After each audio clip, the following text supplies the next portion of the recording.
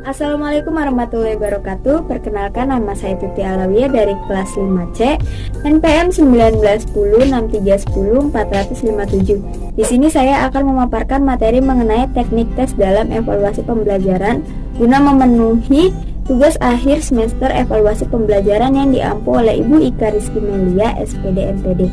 Mau tahu pemaparan lebih lanjutnya seperti apa? Kita pantengin terus ya. Untuk keperluan evaluasi, diperlukan alat evaluasi yang bermacam-macam seperti kuesioner, tes, skala, format observasi, dan lain-lain. Dari sekian banyak alat evaluasi ini, secara umum dapat dikelompokkan menjadi dua, yaitu alat tes dan non-tes. Khusus untuk evaluasi hasil pembelajaran, alat evaluasi yang paling banyak digunakan ialah tes. Oleh karena itu, pembahasan evaluasi hasil pembelajaran dengan lebih menekankan pada pemberian nilai terhadap skor hasil tes. Juga secara khusus akan membahas pengembangan tes untuk meningkatkan validitas dan reliabilitas tes sebagai alat evaluasi. Secara umum, tes diartikan sebagai alat yang dipergunakan untuk mengukur pengetahuan atau penguasaan objek ukur terhadap seperangkat konten dan materi tertentu. Menurut Anastasi dan Urbina mengemukakan bahwa tes dapat juga diartikan sebagai alat ukur yang mempunyai standar objektif sehingga dapat dipergunakan secara meluas serta betul-betul dapat digunakan untuk mengukur dan membandingkan keadaan psikis atau tingkah laku individu. Kemudian Cronbach berpendapat bahwa tes ini merupakan suatu prosedur yang sistematis untuk mengamati atau mendeskripsikan satu atau lebih karakteristik seseorang dengan menggunakan standar numerik atau sistem kategorik. Selanjutnya, Bruns berpendapat bahwa tes dapat digunakan untuk mengukur banyaknya pengetahuan yang diperoleh individu dari suatu bahan yang terbatas pada tingkat tertentu. Berdasarkan dari pengertian di atas, dapat disimpulkan bahwa tes ini merupakan alat ukur yang berbentuk pertanyaan atau latihan yang dipergunakan untuk mengukur kemampuan yang ada pada seseorang atau sekelompok orang. Sebagai alat ukur dalam bentuk pertanyaan, maka tes harus dapat memberikan informasi mengenai pengetahuan dan kemampuan objek yang diukur. Sedangkan sebagai alat ukur berupa latihan, maka tes harus dapat mengungkap keterampilan dan bakat seseorang atau sekelompok orang. Selanjutnya ada fungsi tes. Secara umum ada dua macam fungsi yang dimiliki oleh teknik tes, yaitu yang pertama sebagai alat pengukur terhadap peserta didik. Dalam hubungan ini, tes berfungsi mengukur tingkat perkembangan atau kemajuan yang telah dicapai oleh peserta didik setelah mereka menempuh proses belajar mengajar dalam jangka waktu tertentu. Dan yang kedua, sebagai alat pengukur keberhasilan program pengajaran. Sebab melalui tes tersebut akan dapat diketahui sudah seberapa jauh program pengajaran ini telah ditentukan atau telah dapat dicapai. Berdasarkan dari pengertian dan fungsi tes di atas, maka tes dapat digolongkan menjadi 5 golongan, diantaranya adalah sebagai berikut. Yang pertama, menurut sifatnya, tes dapat dikelompokkan menjadi yang pertama tes verbal, yang mana dengan tes ini dapat menggunakan bahasa sebagai alat untuk melakukan tes. Tes verbal terdiri dari tes lisan dan tes tulis. Yang kedua ada tes nonverbal, yaitu tes yang tidak menggunakan bahasa sebagai alat untuk melaksanakan tes, melainkan menggunakan gambar, memberikan tugas, dan sebagainya. Yang selanjutnya ada menurut tujuannya, tes dapat dikelompokkan menjadi yang pertama tes bakat, yaitu tes yang digunakan untuk menyelidiki bakat seseorang. Tes bakat ini biasanya digunakan untuk mengetahui kemampuan dasar yang bersifat potensial. Yang kedua ada tes inteligensi, yaitu tes yang dilakukan dengan tujuan untuk mengungkap atau mengetahui tingkat kecerdasan seseorang. Yang ketiga ada tes prestasi belajar, yaitu tes yang dilakukan untuk mengetahui prestasi seseorang murid dari mata pelajaran yang telah diberikan, sehingga dengan adanya tes hasil belajar ini, guru bisa mengetahui apakah pelajaran yang telah diberikan ini mencapai tujuan sesuai dengan target yang telah ditentukan atau tidak. Yang keempat ada tes diagnosis, yaitu tes yang digunakan untuk menggali kelemahan atau problem yang dihadapi murid, terutama kelemahan yang dialami murid saat belajar.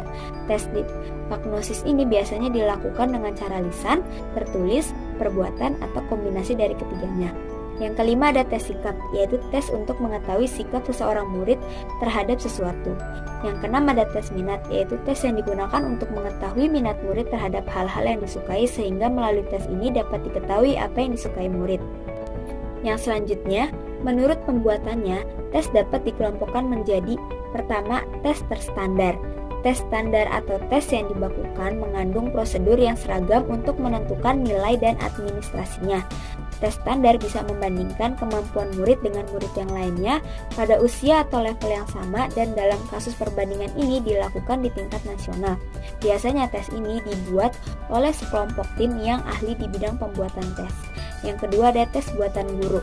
Tes buatan guru ini cenderung difokuskan pada tujuan instruksional untuk kelas tertentu. Tes buatan guru ini merupakan tes yang dibuat oleh guru untuk kepentingan prestasi belajar. Selanjutnya, menurut bentuk soalnya, tes dapat dikelompokkan menjadi dua, yaitu tes uraian dan tes objektif. Dan yang terakhir, ditinjau dari objek yang dites, maka tes dapat dikelompokkan menjadi: yang pertama ada tes individual, yaitu suatu tes yang dalam pelaksanaannya memerlukan waktu yang cukup panjang. Dan yang kedua, tes kelompok, yaitu tes yang dilakukan terhadap beberapa murid dalam waktu yang sama.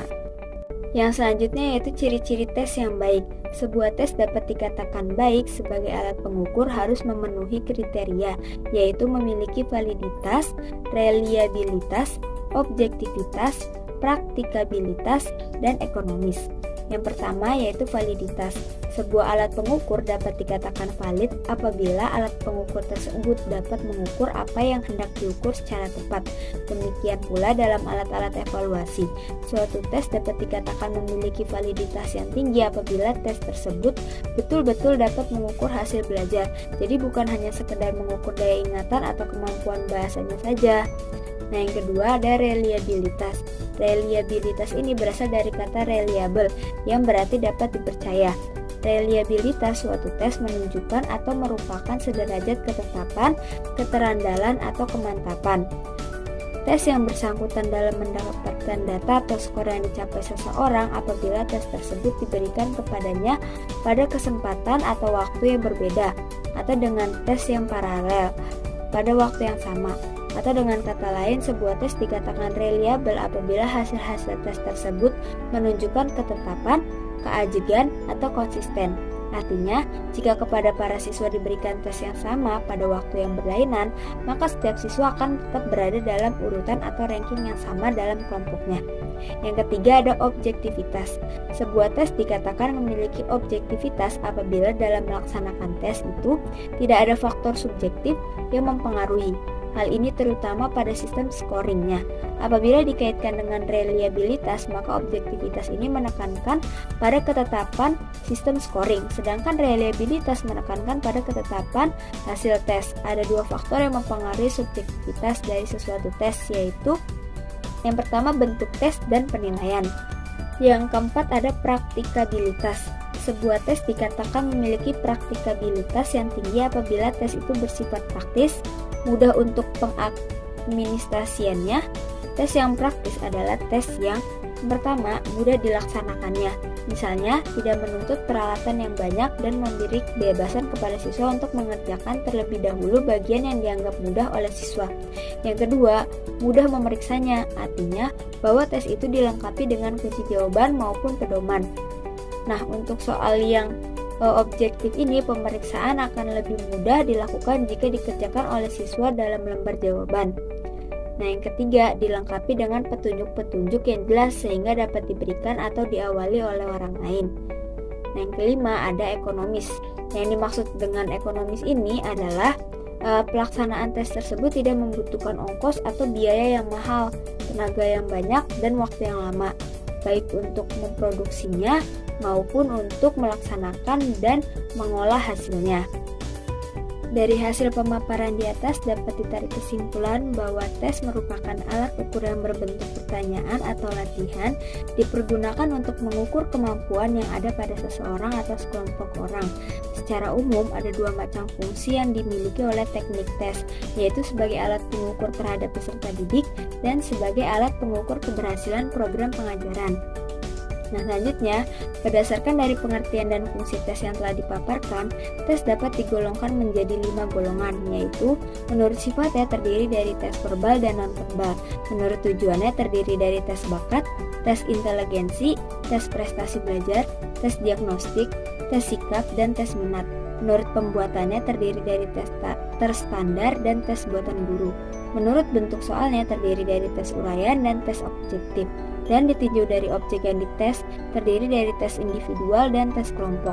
Dan yang terakhir, ciri-ciri tes yang baik harus memenuhi kriteria, yaitu memiliki validitas, reliabilitas, objektivitas, praktikabilitas, dan ekonomi. Sekian pemaparan materi yang telah saya paparkan, kurang lebihnya mohon maaf dan terima kasih juga telah menyaksikan video ini sampai selesai. Wassalamualaikum warahmatullahi wabarakatuh. Bye-bye semuanya.